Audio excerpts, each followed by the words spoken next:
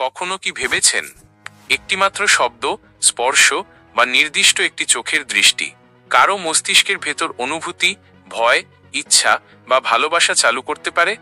বিশ্বাস করুন, মানুষের মন একটি সুইচ, আর আপনি যদি সেই সুইচ চিনে ফেলেন, আপনি কারো আবেগ, সিদ্ধান্ত, এমনকি জীবন ধীরে ধীরে নিয়ন্ত্রণ করতে পারেন।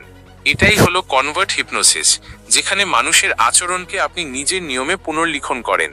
হিউম্যান ট্রান্সফরমেশন তাদের চোখের সামনে শুরু হয়, আর তারা টেরও পায় না। কিভাবে? ধরুন, এক ব্যক্তির জীবনে একটি বিশেষ গান বাজলেই স্মৃতি জাগে, প্রথম প্রেম, কষ্ট বা কোনো অর্জন। আপনি যখন তার সাথে কথা বলছেন, এই একই কৌশল প্রয়োগ করা যায়।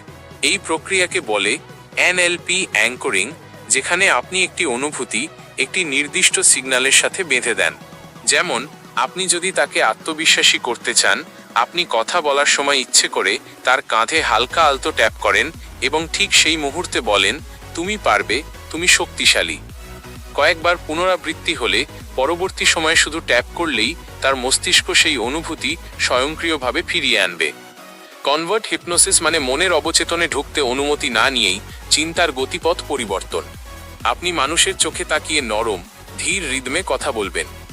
কথা বলার টোন হবে হিপনোটিক ক্যাডেন্স, যেন মস্তিষ্ককে ক্লান্ত করে নরম করে ফেলা হচ্ছে। আপনি বলবেন, তুমি কি কখনো অনুভব করেছো যখন কেউ তোমার নাম ধরে শান্ত স্বরে ডাক দেয়, তুমি নিজের ভেতর কিছু একটা বদলাতে চাও?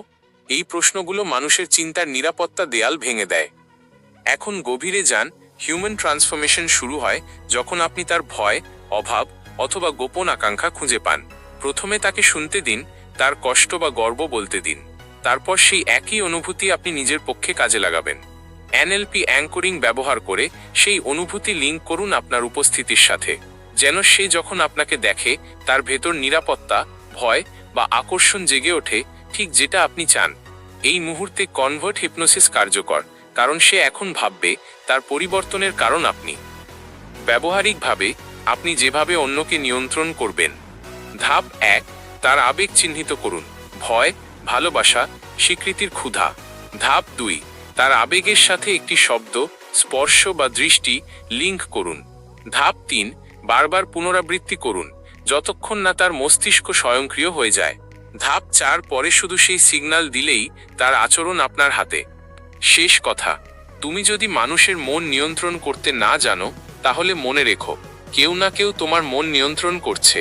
হিউম্যান ট্রান্সফরমেশন হয় দুইভাবে, আপনি বদলান অথবা আপনাকে বদলে দেওয়া হয়। এখন প্রশ্ন, আপনি কি নিজের মন নিয়ন্ত্রণে নিতে প্রস্তুত, নাকি কারো সিগন্যালে আপনার জীবন প্রতিদিন চুপচাপ বদলে যেতে থাকবে?